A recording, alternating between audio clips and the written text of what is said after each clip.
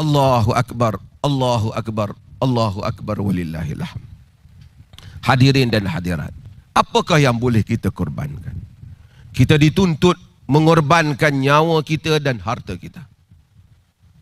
Jika nyawa itu perlu pada suatu masa, manusia mesti berniat untuk mengorbankannya.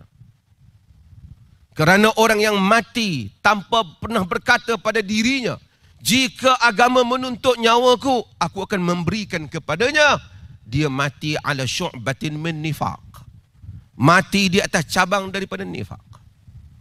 Allah menyebut, innallaha ashtara minal mu'minina anfusahum wa amwalahum bi anna lahumul jannah yuqatiluna fi sabilillah fayaqtuluna wa yuqtalun.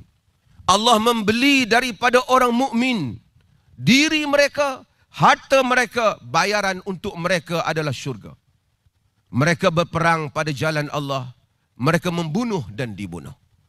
Jika agama menuntut nyawa, mukmin hendaklah berkata pada dirinya, dia bersedia untuk memberikan nyawanya.